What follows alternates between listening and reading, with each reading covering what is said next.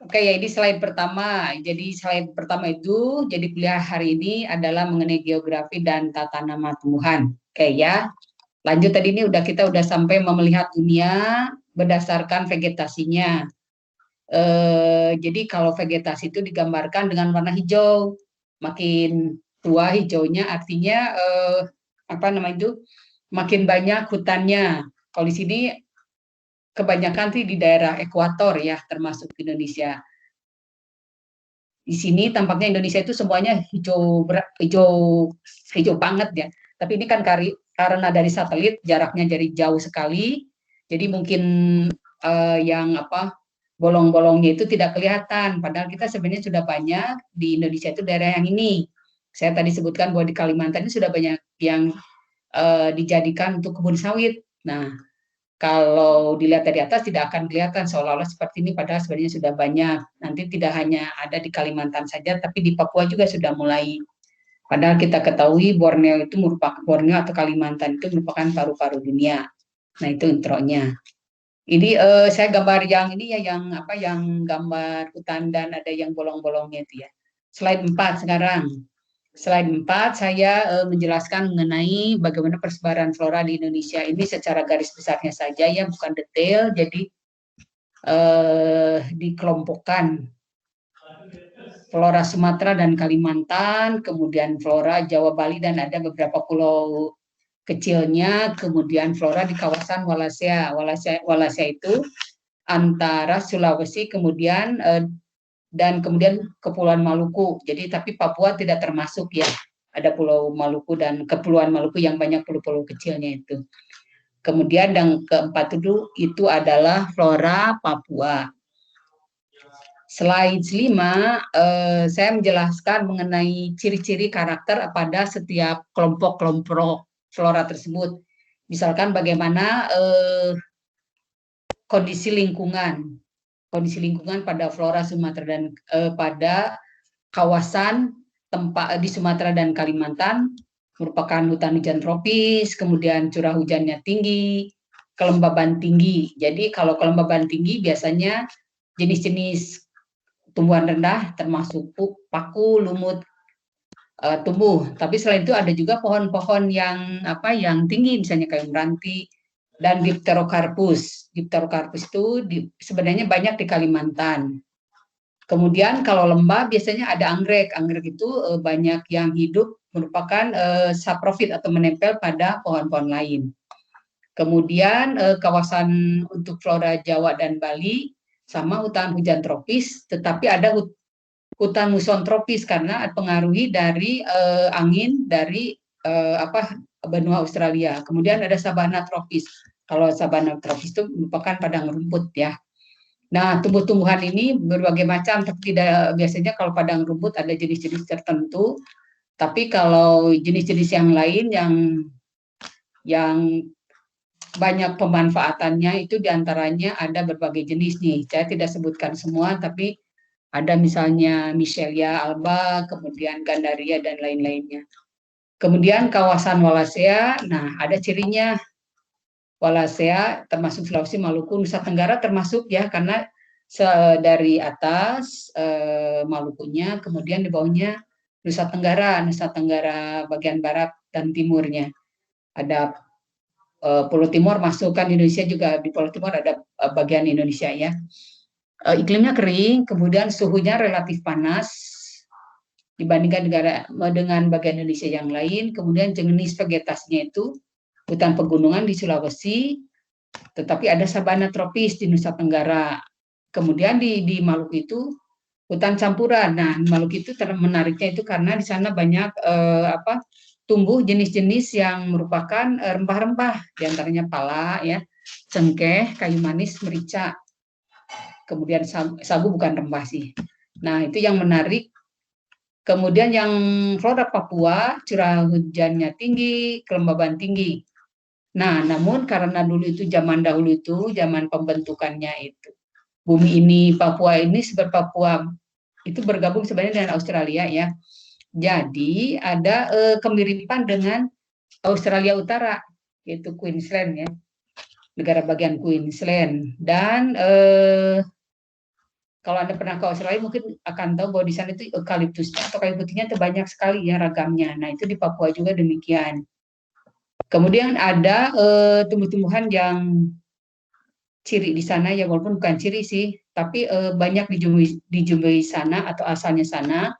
Walaupun dicoba juga di bagian Indonesia bagian barat sudah dicoba ditanam, misalnya matoa, mungkin Anda pernah makan buahnya ya, matoa, kemudian ada Disoxylum densiflorum. Nah, ini mengenai slide ini, yang slide 5 ini mengenai karakter-karakter dari kawasan kelompok-kelompok flora ini ya. Jadi ada 4, dikelompokkan secara garis besarnya saja sih, sebenarnya tidak ada dari berdasarkan letak geografis. Itu slide 5. Kalau slide 6, nah mungkin kalian pernah tahu ada tumbuhan yang dilindungi.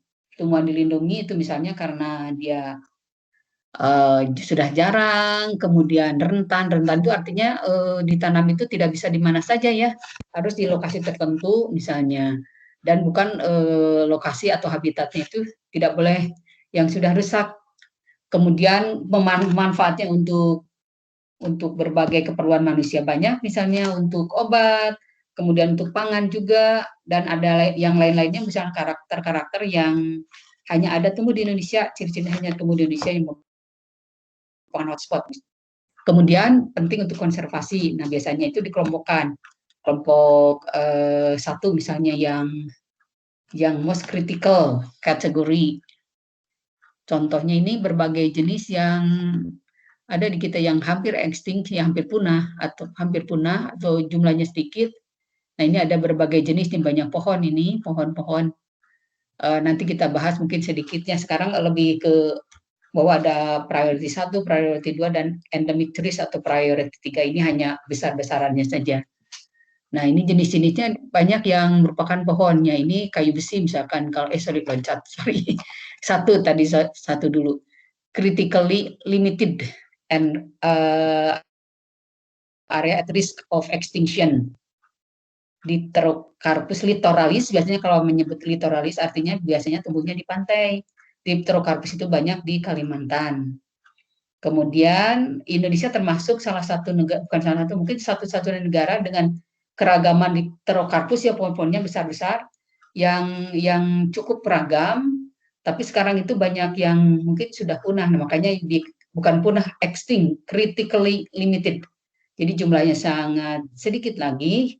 Di antaranya jenis Dipterocarpus cinereus, kemudian ada lagi nanti di bawah ada Dipterocarpus yang lainnya. Kemudian ada priority 2 yang urgent need of conservation.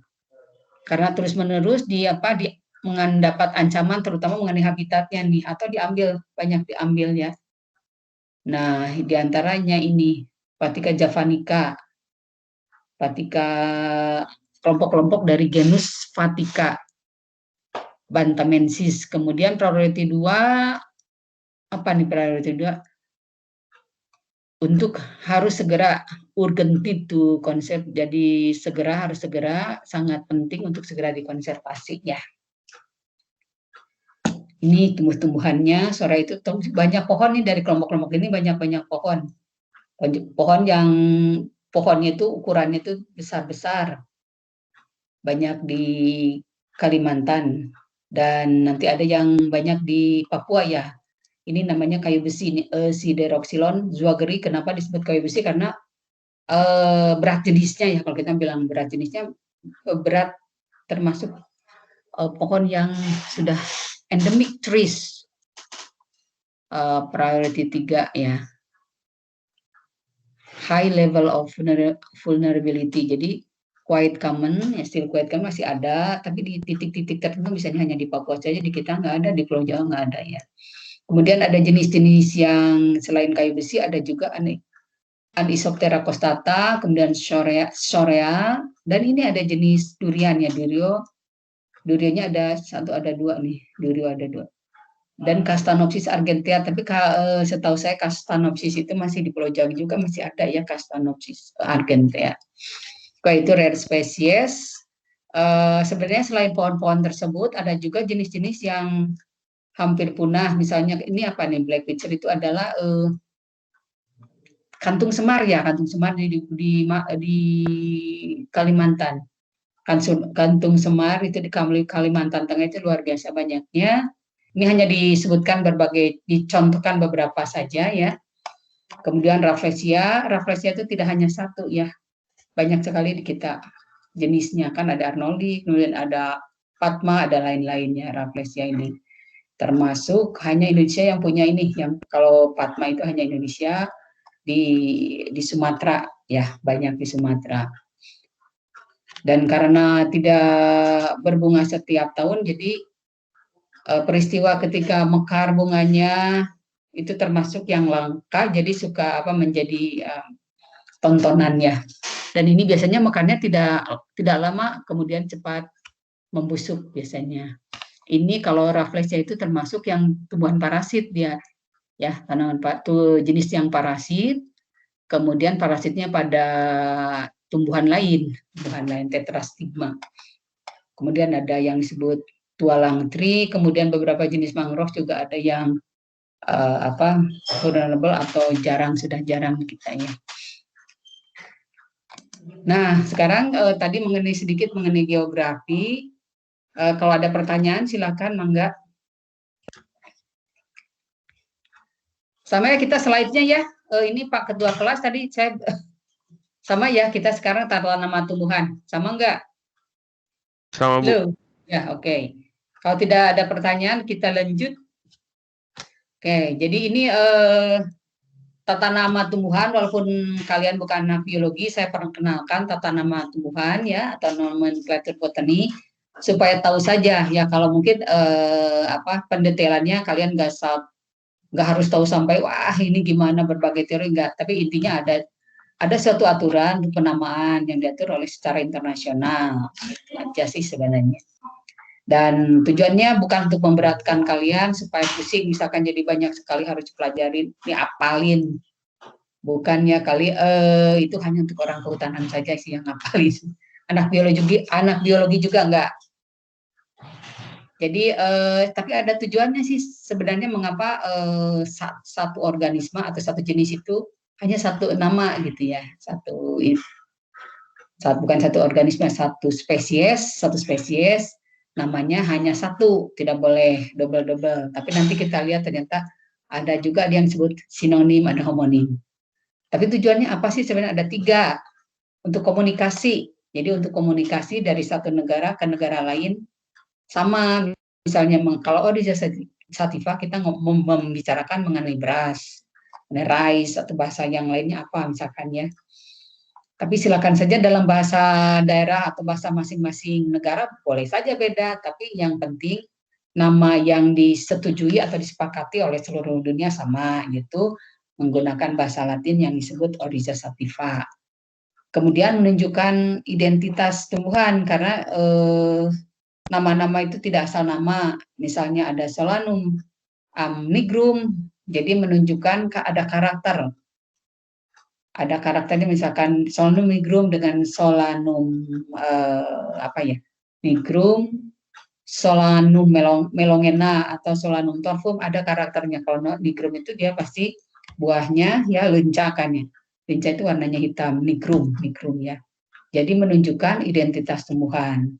Jadi nama tidak asal nama, tetapi ada identitas yang mencirikan karakter spesies tersebut. Kemudian untuk menunjukkan kekerabatan itu, jadi makanya dalam satu genus itu kan banyak spesies, yang mungkin kalian masih ingat. Misalnya tadi sudah saya Solanum lagi, Solanum torfum, Solanum nigrum, Solanum lycopersicum, terus Lycopersicum, kemudian tuber. Ada berarti Solanumnya sama, ada persamaan kelompok dari Solanaceae, mempunyai tapi beda-beda jenisnya itu. Genus atau marganya sama, tapi jenisnya berbeda. Ada yang satu mempunyai tuber. Tuber itu apa? Sebenarnya tuber itu adalah batang, modifikasi batang, tetapi terdapatnya di dalam tanah.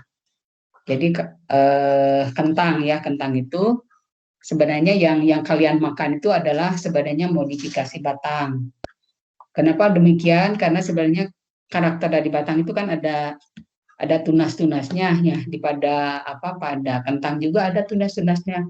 Kalau kalian lihat titik-titik hitam, kemudian kalau dibiarkan lama suka kelihatan tumbuh tunas itu ya, makanya sebenarnya adalah batang. Kekerabatan, jadi ada persamaan tadi Solanum torpum, Solanum nigrum, sama-sama marganya Solanum. Jadi ada karakter dari secara keseluruhan dari Solanum itu ada mengandung metabolit sekunder ya, metabolit sekunder solasodin dan alkaloid, banyak kekerabatan, identitas, dan media untuk komunikasi. Kita lanjut slide-nya. Tapi selain itu diketahui juga selain nama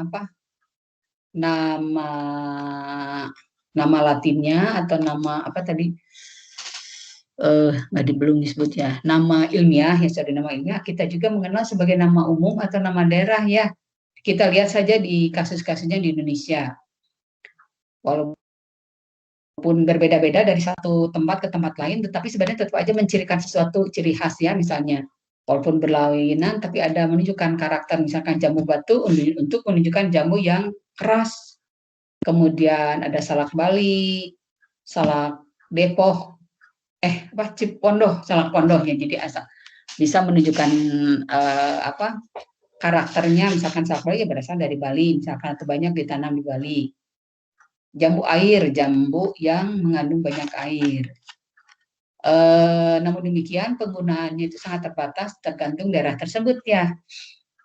Kemudian tidak universal, hanya untuk daerah tersebut saja, dan membuat namanya juga tanpa ada misalkan aturan-aturan harus demikian A, B, C, dan C, dan seterusnya. Tapi bukan asal juga, tapi mereka lebih memudahkan untuk memudahkan.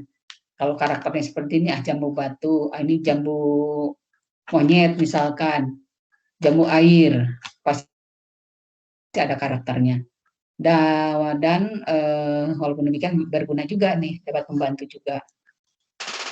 Nah ini contohkan di sini jambu batu, sebenarnya namanya ini nama latinnya itu adalah atau nama ilmiah Psidium guayava, kemudian duku bisa macam-macam, duku Palembang, duku condet, tapi nama latinnya itu adalah Lycium domesticum. Biasanya kalau ada kata domesticum merupakan hasil dari ini penyilangan atau hasil campur tangan manusia lah, intinya itu supaya mendapatkan buah yang enak di antara yang ada misalkannya. Kemudian gedang, karika papaya, gedang pepaya, dan macam-macam kan, pepaya Cibinong, pepaya California ya, dan lain-lain. Nama latinnya adalah karika papaya. Gedang misalkan bahasa Sunda, pepaya misalkan Betawi, ada lagi kates misalkan Jawa Tengah, Jawa Timur. Nah, yang menarik ini misalkan ada yang disebut cemara, tapi tumbuhannya beda-beda nih sini.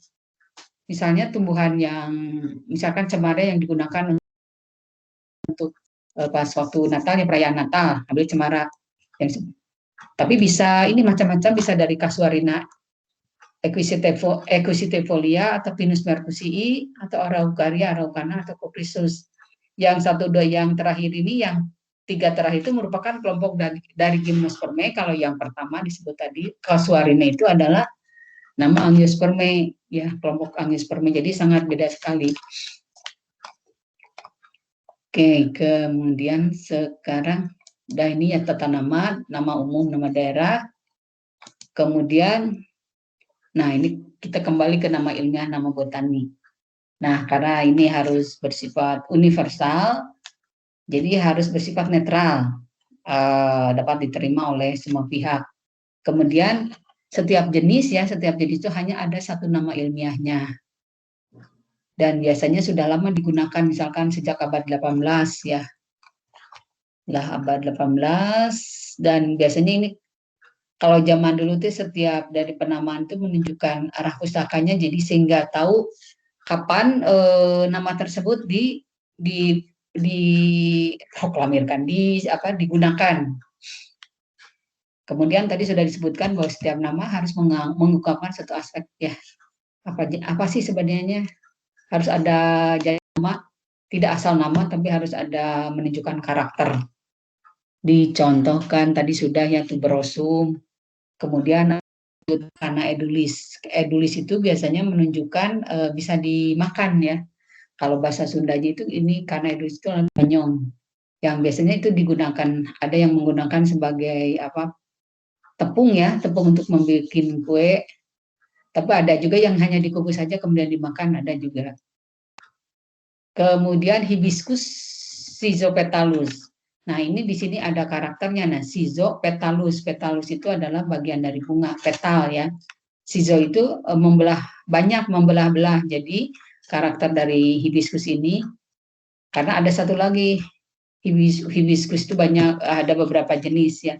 Ini yang kalau hibiscus schizopetalus adalah hibiscus yang petalnya itu, ya bagian petalnya itu terbelah-belah. Kalau karena soalnya ada karena hibrida, yang ini adalah karena edulis, jadi karenanya yang bisa dimakan. Kalau solanum tadi sudah saya sebutkan beberapa jenis ya, ada solanum torpum, kemudian solanum nigrum. Ini yang kentang itu adalah solanum tuberosum, karena dia ada batang yang modifikasi batang, dia mempunyai modifikasi batang yang kita makan itu. Oke, lanjut. Kemudian ini sistem binomial itu mungkin kalian sudah tahu lah, Linnaeus ya, Linnaeus itu ya. Jadi sebenarnya ada tiga kata itu yang dengan nama autornya. Sebenarnya binomial namanya sini ada dua, marga dan penunjuk jenis atau spesifik epithet. Yang ketiga itu sebenarnya ada nama autornya. Nama autor itu bisa ditulis penuh, misalnya Linnaeus atau L saja, penuh atau singkatan dari orang yang memberi nama, membuat deskripsinya, dan menerbitkan untuk pertama kali. Ya, jadi kalau nama-nama yang ada di nama tumbuhan itu merupakan yang memberi nama, kemudian membuat deskripsinya. Deskripsi itu adalah menjelaskan seperti apa sih tumbuhannya, dan dia harus menerbitkan. Kalau tidak menerbitkan, nama dia tidak ada, tapi mungkin harus bersama dengan orang lain yang menerbitkan untuk pertama kali ya. Kemudian ada persyaratan untuk menulis nama tumbuhan itu ya. Jadi harus berbeda dari kata teks, harus berbeda dari teks yang lain, misalnya di italic ya. Kecuali nama autornya nggak usah di italic atau di garis bawah. Italic atau garis bawah atau di bold gitu ya, tapi jarang di bold, biasanya italic atau di garis bawah. Kecuali nama autornya nggak usah, misalnya seperti ini yang Bloom, X. Michael, kemudian Corders et Valeton, itu nama autornya. Nah, tadi kan sudah disebutkan bahwa nama itu hanya ada satu nama ya untuk spesies, tapi pada abad ke-18 itu ternyata ada untuk satu spesies itu ada dua nama nih, misalnya diterbitkan pertama kali oleh Linnaeus dan satu oleh Fahleri ya. Tahun yang berbeda ini, tapi kan kita jangan setting waktunya seperti zaman sekarang yang sudah ada HP, kemudian ada mesin, ada laptop dan internet. Kalau dulu kan nggak ada ya, tahun abad ke-18. Jadi namanya dia punya dua, ada Thuya dan Tamarix. Tapi barangnya atau spesiesnya sama saja. Kemudian ada homonim. Kalau homonim itu dua orang itu tahunnya beda kan ya, lihat sama, dia menulisnya sama. Mungkin karena nama genus Viburnum itu sudah ditemukan, tapi mungkin Viburnum yang itu sama-sama mempunyai karakter fragrans. Karena fragrans itu artinya mempunyai baunya yang enak, segar gitu, fragrans, harum ya. Nah, ini kedua author ini mungkin karena sudah tahu nama latinnya kalau harum ini fragrans, mungkin mengeluarkannya ini sama, Viburnum fragrans, dari author yang satu dengan yang ini sama nih, walaupun tahunnya berbeda, tidak masalah kalau itu zaman dulu. Kalau sekarang sih nggak bisa ya. Kemudian nih, bagaimana kalau misalnya ada hasil persilangan ditulisnya itu harus misalkan, ini yang pertama ada varietas dulu ya, varietas tulisnya misalkan Raphanus sativus L. varietas, ini nama varietasnya varietas radicula. Siapa yang memberi nama adalah ini. Nama autornya. Ini singkatan, saya lupa di pers apa ya. Kemudian kalau hasil persilangan harus dikali ini. Misalkan hasil persilangan antara Hibiscus rosasinensis dengan Hibiscus schizopetalus, ditulisnya seperti ini ya. Kali hibiscusnya, ini nama barunya, syarinya itu. Dan yang memberi nama adalah ini nama yang lain ya, nama autornya. Kemudian kalau bagaimana dengan kultivar biasa, misalnya di padi kan banyak sekali kultivar ya. Biasanya ditulisnya Oryza sativa sigadis saja, yang ini menunjukkan kultivarnya. Atau Oryza sativa apalagi misalnya ya. Banyak sih nama-nama varietas dari padi. Jagung juga banyak varietasnya, jadi seperti ini menulisnya.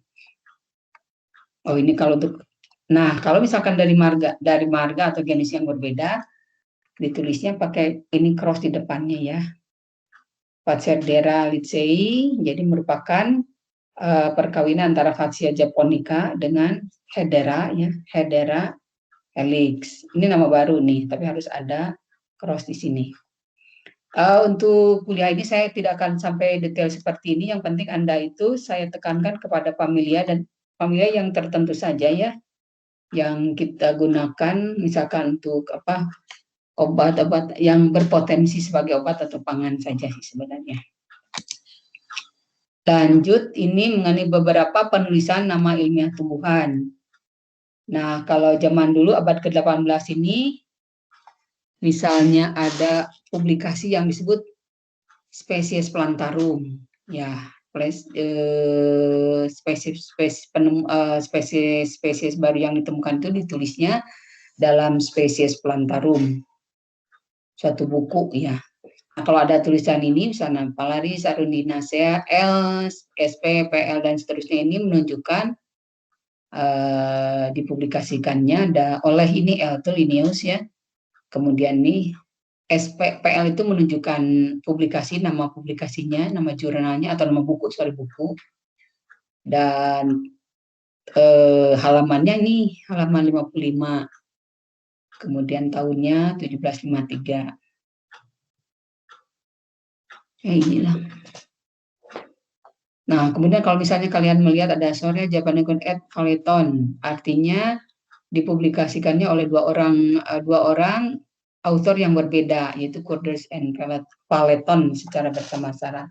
Kadang-kadang nanti pada jurnal tertentu misalnya ada seperti ini, Soria Japonica, ada dua nama ini. Ini et itu artinya dan, artinya dipublikasikannya oleh dua orang. Nah, kalau gini gimana? Ada tulisan Caparis, Lacinta, RBX, dan ada X-nya. X. Nah, jadi yang pertama yang disebutkan pertama itu dia sudah mempublikasikan, tapi publikasikan itu tanpa deskripsi ya dia itu. Jadi dideskripsikannya oleh ini yang orang kedua yaitu De Candolle ya. Jadi namanya harus dua. Jadi yang pertama mempublikasikan dan yang orang yang berikutnya itu adalah yang mendeskripsikan. Tadi seperti saya singgung sedikit bahwa suatu publikasi itu dia yang memberi nama, kemudian yang mendeskripsikan dan mempublikasikannya ya, dan mempublikasikannya. Kemudian ada dua nama nih, Pinus canadensis dan Tsuga canadensis, tapi ada L di sini, Car. Jadi nama awalnya itu adalah Pinus ya, tetapi setelah diteliti lebih lanjut ternyata mungkin bukan merupakan suatu genus Pinus, tetapi genusnya itu Tsuga ya. Jadi dimasukkan ke dalam Tsuga. Nah, walaupun demikian, sebagai penghormatan kepada Linnaeus yang memberikan nama pertama, walaupun misalnya kurang tepat, tetap aja harus ada, tapi di dalam kurung nih, dalam kurung L artinya Linnaeus, kemudian Car, jadi yang kayak memindahkan dari genus Pinus ke genus Tsuga. Itu penamaan. Nah, mungkin ini yang penting untuk kalian untuk tingkat-tingkat takson ya. Tingkat-tingkat takson yang penting untuk kalian tahu. Kalau yang tadi mungkin sebagai bahan pengetahuan saja ya.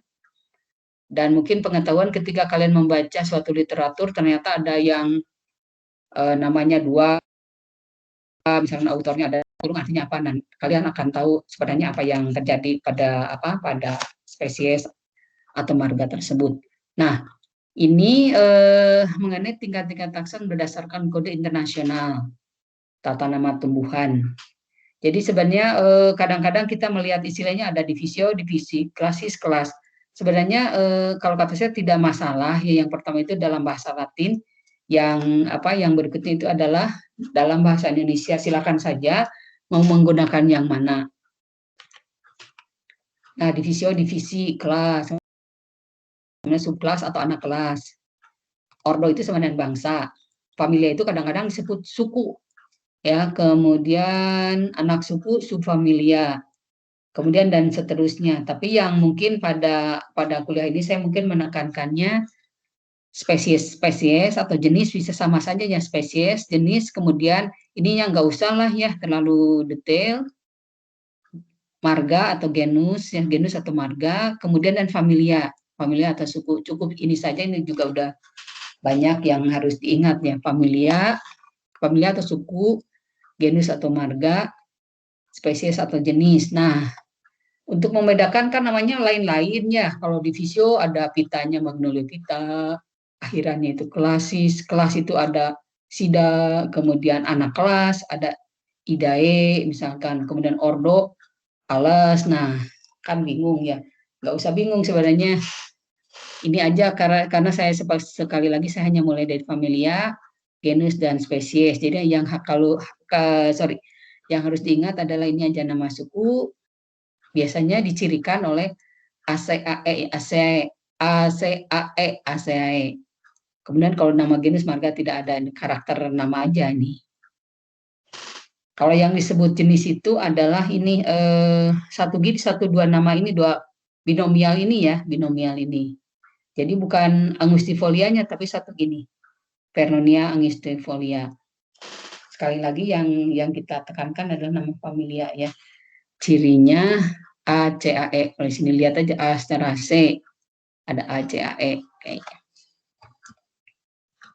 Oke, sampai sini ada yang bertanya tidak? Silakan kalau bertanya. Sebelum lanjut ke bahasan berikutnya.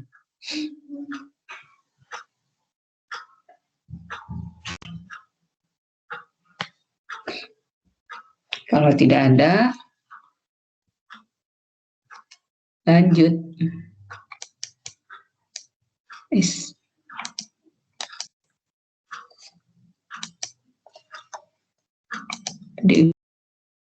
Ini udah.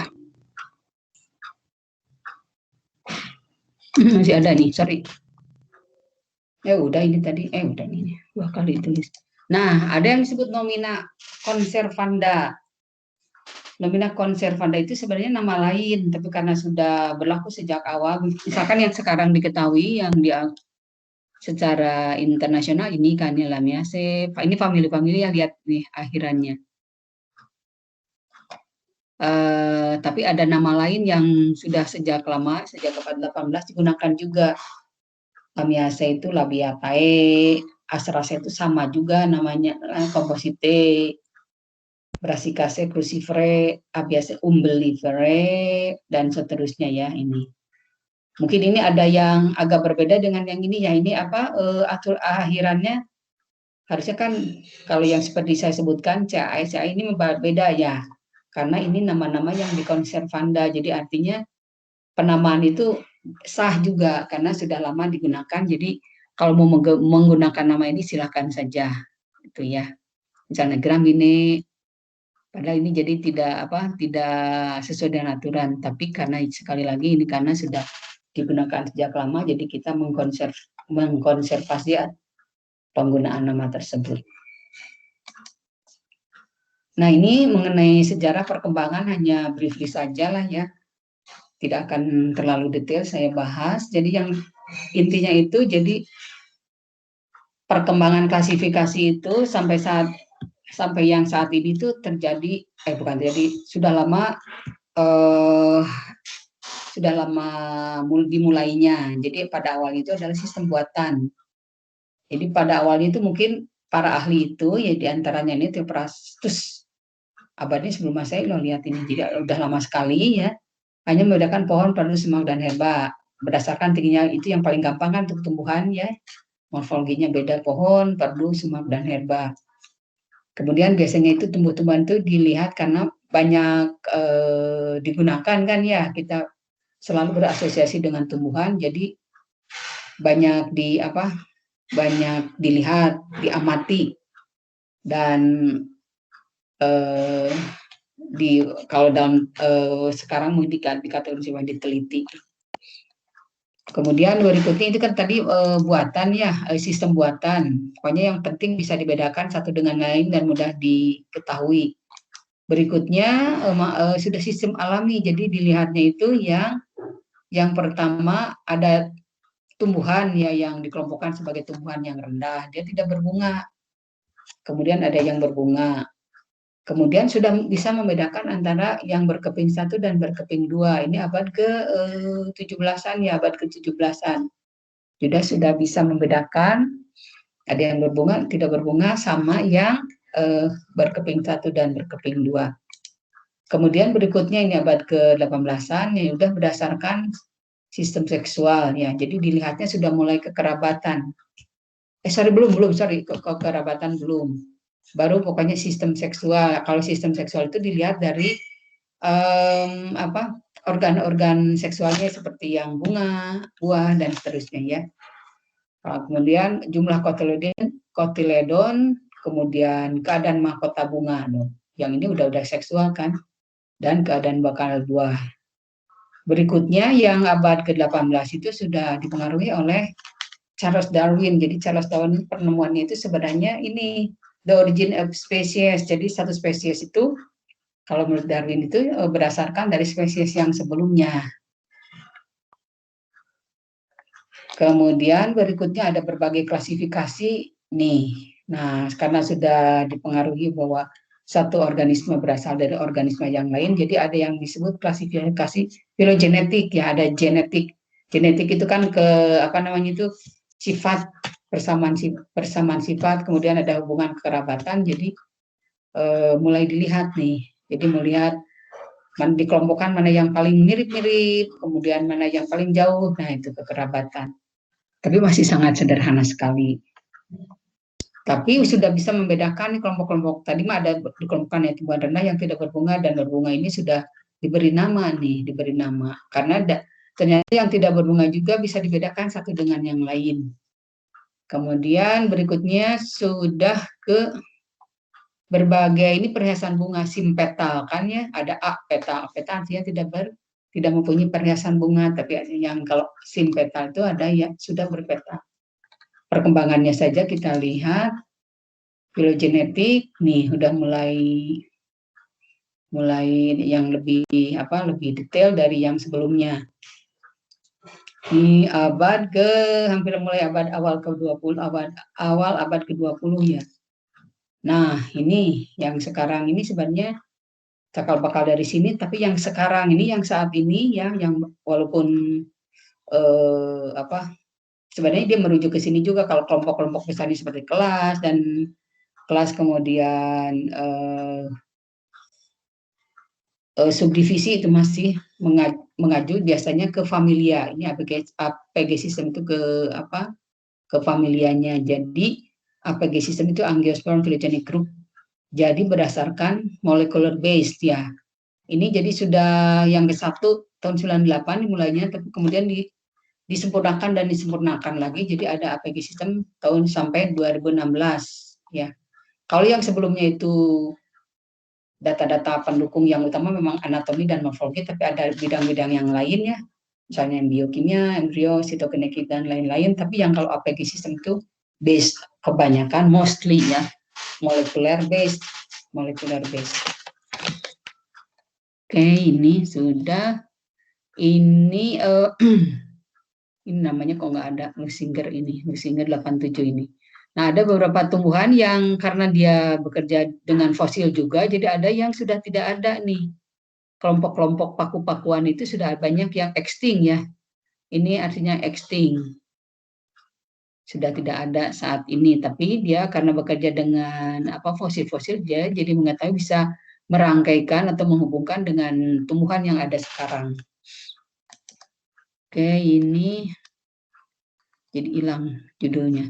Ini yang Cronquist ya. Cronquist itu ya yang paling banyak digunakan oleh kami ya, sistem klasifikasi pengelompokan oleh Cronquist tahun 81. Jadi dia itu membedakan divisi Magnoliophyta atau Angiosperm itu dua kelas yaitu Magnoliopsida atau yang zaman dulu itu yang sebelumnya oleh pengarang author sebelumnya itu disebut dikotil, dan kelas Liliopsida atau monokotil yang kemudian kelas Liliopsida atau monokotil. Ini anak-anak kelasnya. Oke, kemudian nah ini mungkin yang sudah Anda harus tahu. Natural product and plant biodiversity. Karena tumbuhan itu luar biasa ragamnya ya, jadi biasanya manusia itu mengelompokkan mana yang bisa dimakan ya, kemudian yang untuk makanan ternak atau untuk menghasilkan minyak, kemudian produk-produk lain, misalnya kalau di sini dicontohkannya adalah sebagai penghasil warna. Ini jenis-jenisnya ada seperti kita ketahui, ada yang jenis-jenis itu yang bisa dimakan langsung ya, fresh. Kemudian ada yang menghasilkan buah-buahan yang bisa dimakan langsung. Tadi sudah diulangi, misalkan untuk essential oil ada berbagai jenis. Ini hanya sedikit sekali. Ini saya ngerujuknya dari bukan buku Indonesia, jadi mungkin ada berbagai jenis yang tidak ada di kita ya. Natural product, jadi produk-produk yang dihasilkan dari secara alami. Kemudian medicine ya, medicine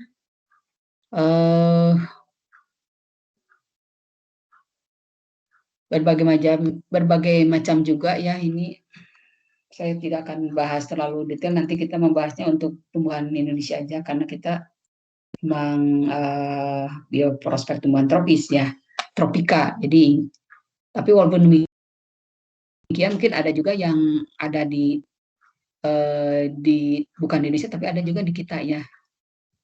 Kemudian ini legume ini termasuk jenis-jenisan yang sangat berpotensi sebagai makan dan sebagai obat-obatan juga. Misalkan legume yang menghasilkan isoflavon, kemudian protein yang terlarut, kemudian ada jenis-jenis yang lain juga ya, protein tinggi. Kemudian tapi ada juga yang berguna untuk misalnya untuk mencegah berbagai penyakit bisa juga, atau mencegah pest itu hama misalnya ya. Nah sebenarnya ini the chemical components of plant hampir semua ada ya, mulai dari lipid, aromatik, karbohidrat, protein juga.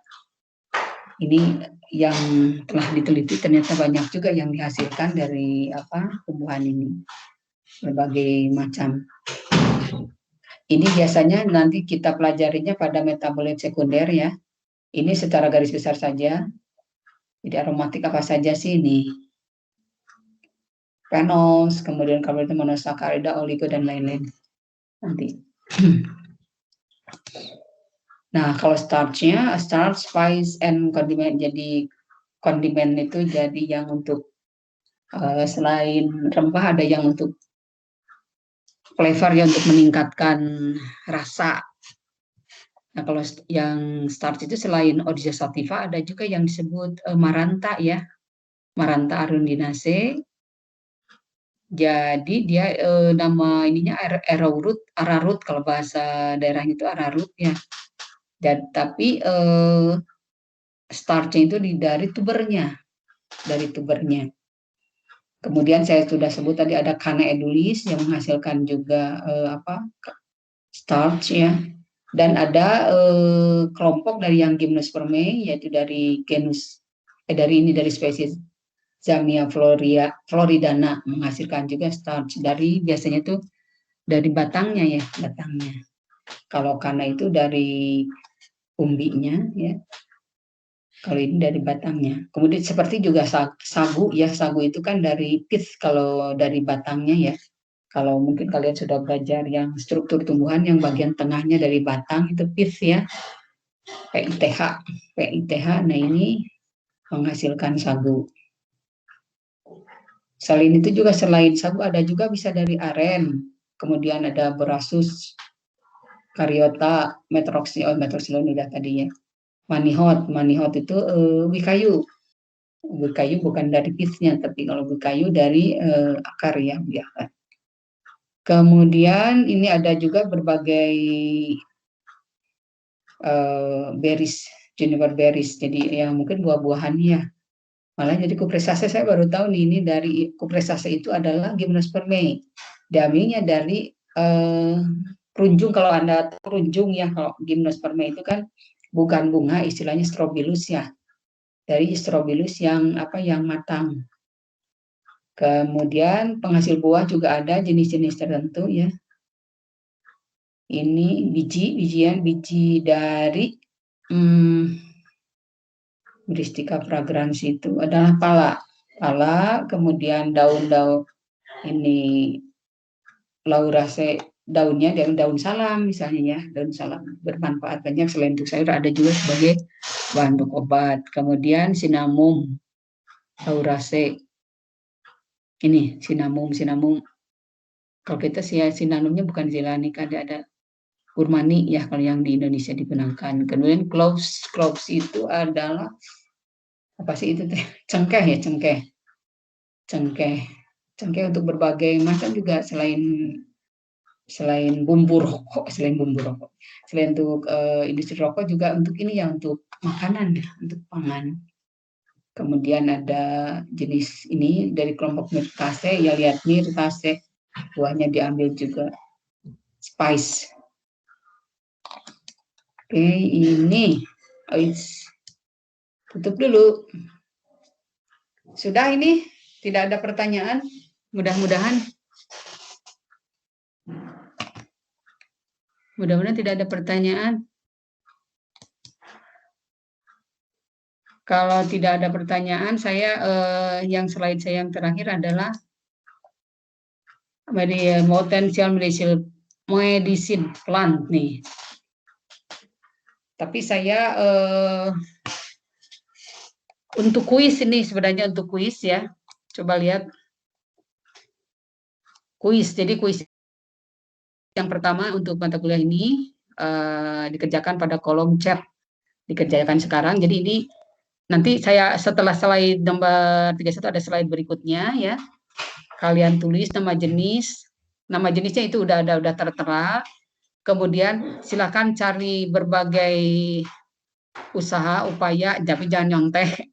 Silakannya mau googling dan lain-lain untuk mencari tahu nama familianya apa, kemudian manfaatnya apa nih. Kalian tinggal pilih untuk obat, pangan, atau lainnya. Misalkan dia bukan untuk obat, bukan untuk pangan, kita tulisnya lainnya. Kemudian bagian yang digunakan, kalian silakan pilih saja akar, bisa akar, daun, batang, bunga, buah, biji, atau kulit, ya. Kalian tinggal pilih. Apakah sudah paham ini instruksinya? Halo? Sudah, Bu. Ya, sudah, ya. Paham, Bu. Udah pahamnya itu. Jadi yang diisi di chat semua, ya. Kalian tinggal mengisi NIM-nya saja, kemudian nama familia, nama spesies dulu. Nama spesies sudah tertera, tapi kalian nama familia harus mencari, kemudian gunanya, pangan atau obat, tapi kalau bukan pangan atau obat lainnya tulis, dan yang ketiga itu adalah bagian yang digunakan, bisa akar, batang, tinggal tulis saja akar, batang. Jadi jawabannya bukan akar, batang, nggak bisa, akar saja, batang, ya. Kalau sudah paham, saya buka ininya. Nah, ini kan ada, ini soalnya ini nama-namanya nih. Kan kalian ada angkatan 2018 dan 2019. Nah, yang kuning ini adalah untuk angkatan 2018. Ini 2018, ini di belakang adalah nomor NIM-nya, ya. Misalkan abrus precatorius itu untuk angkatan 2018 nomor 1, Allium sativum untuk nomor 4, 5, dan seterusnya ya. Kemudian ada lagi yang ferula. Ini untuk angkatan 2018 nomor NIM-nya 19 dan seterusnya. Nah, yang ini yang hijau ini adalah untuk yang angkatan 2019 yang ini ya. Apakah cukup difahami? Paham ya? Oke. Oke. Kalau cukup paham, silakan mengisinya di chat saja ya. Anda tinggal nulis NIM saja, nggak usah nama, kemudian diisi. Kalau yang sudah try-nya hanya 1 kali saja ya, jadi tolong dipikirkan dulu. Hanya 1, jadi nggak bisa 2 kali menjawabnya ya, hanya 1 kali. Silakan, Mangga. Ibu permisi. Ya, sok silakan bertanya. Ya. Bu, NIM saya tidak ada. Nama kamu tidak ada, kamu 2000 berapa? Saya 2019, Bu. Silakan diambil aja di sinilah salah satu ya, Mangga. Ini masih ada sisa. Silakan kamu ini itu nomor berapa? Coba saya tulis. Kamu 2000 berapa? Saya 2019. Nomor 24. 19, 24 ya. Jadi ini nggak boleh dipakai lagi oleh yang lain. 9 ya. Sorry, 924 ya kamu ya. 024. Ini Iya. jangan. Ada lagi yang belum? Yang belum? Kalau tidak ada ya, silakan mengerjakan di chat saja. Ya. Mau pastiin Bu, yang tadi kan ada jenis ya Bu? Ini nama jenisnya, ini semua nama jenis sayang, tulis saja nama jenisnya. Oke. Makasih Bu. Misalnya abro ya, baru nama familianya kamu harus search. Silakan yang mau bertanya langsung saja. Maaf Bu, tadi yang dipertanyakan apa aja ya Bu? Oh, yang dipertanyakan. Kamu tulis nama NIM dulu, kemudian nama jenisnya ini yang udah ada ya. Kemudian nama familia, kemudian kegunaannya itu pangan atau obat, tapi kalau misalkan bukan pangan, bukan obat, tulis lainnya. Kemudian bagian digunakan sekalian harus pilih antara akar, misalnya batang, bunga, buah hanya satu saja ya. Paham? Silakan menggunakan ya website atau apalah, mangga catatan, mangga silakan. Ya. Ibu mau tanya, kalau Ya. buat manfaat itu kan misalkan obat pangan lainnya itu misalkan kalau obat itu harus dijelasin juga nggak Bu? Bukan obat untuk apa gitu? Enggak, obat aja udah titik. Oke Bu, kasih Ya. Bu. Yuk.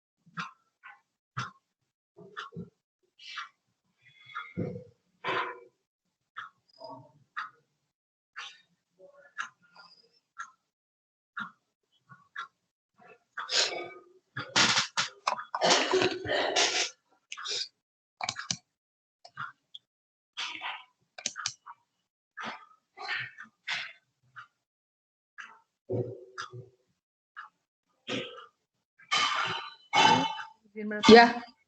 Kalau misalnya di tangan saya kan dia bisa jadiin obat, tapi dia tuh obatnya tuh untuk beberapa bagian berbeda-beda. Apa masukin semua bagian yang kemungkinan jadi obat atau salah satu aja Bu? Salah satu aja lah ya. Salah satu. Terus yang obatnya cuma obat saja ya Bu? Kalau Nggak misalnya apa-apa, obat aja. Bu. Yuk.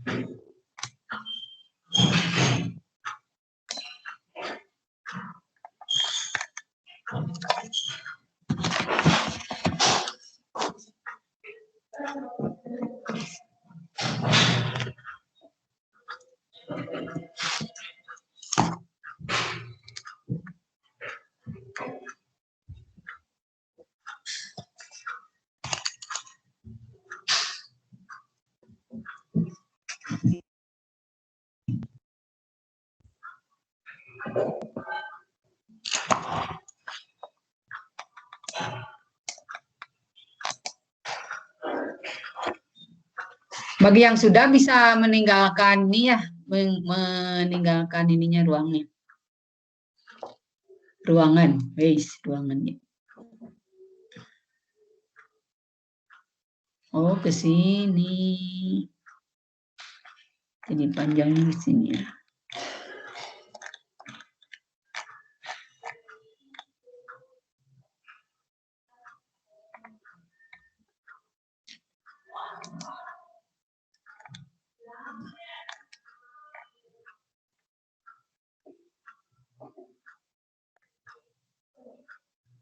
Ibu, Ya, ini kalau udah live, ya. Silakan live aja ya. ya, izin Boleh, live. boleh. Terima kasih. Ya, oke, mangga. Kasih, Bu. Yo, Terima kasih banyak Ibu. yo, Terima kasih, Bu. yo, Terima kasih, Bu. yo. Terima kasih, Bu. Ayo. Duluan ya, Ibu. Ya, silakan.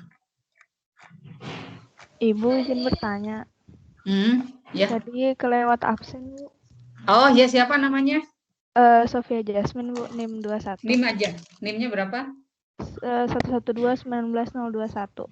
19021. Ya, oke. Siapa Makasih, Jasmine? Bu. Jasmine. Iya, Bu.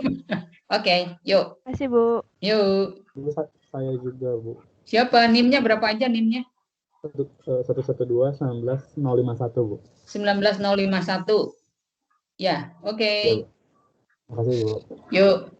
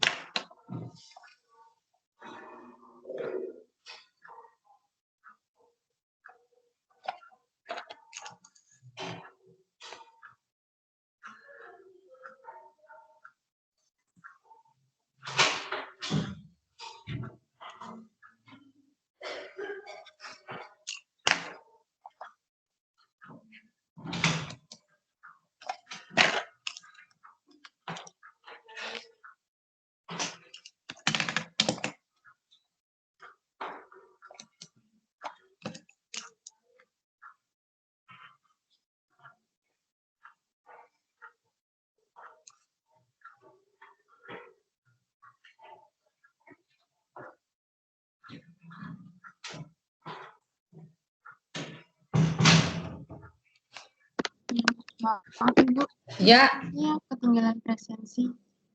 siapa namanya? NIM-nya berapa? Angkatan 19 nomor 012. 012, 0 berapa? 12. Oke, yuk. Maaf Ibu. Yuk.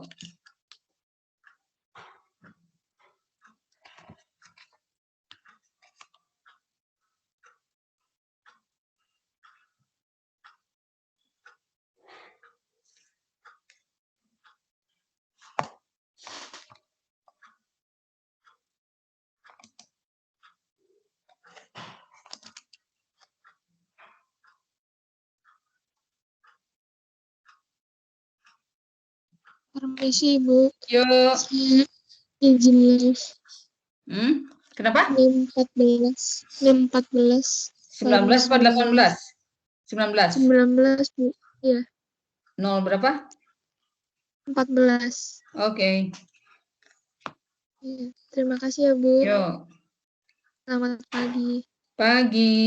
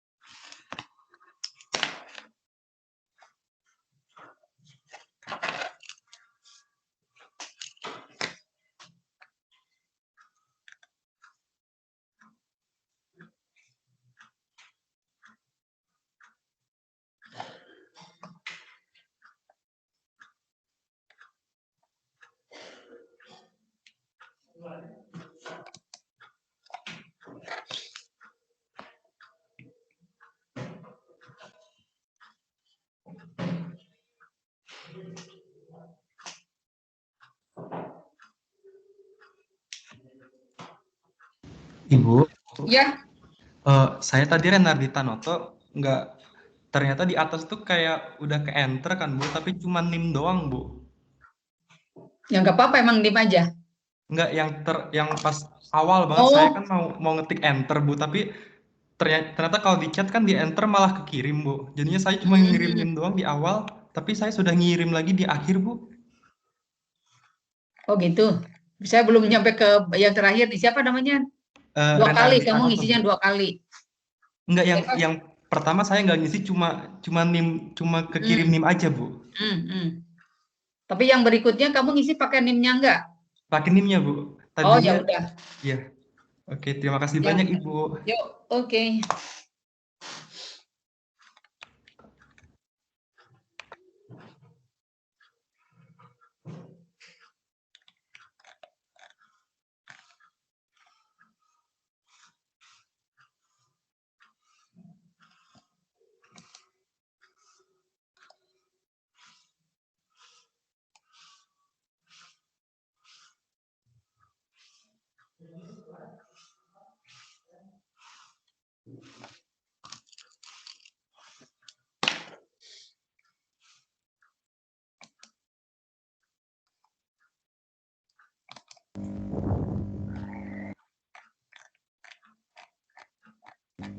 Oh Ibu, Yuk. Halo, maaf Bu, kenapa? tadi saya kelewat absen Bu. Siapa? Angkatan berapa? Oh saya angkatan 19 Bu. Nomor? Oh nomor 6 Bu. Nomor 6. Oke. Yuk. Terima kasih Bu. Yuk.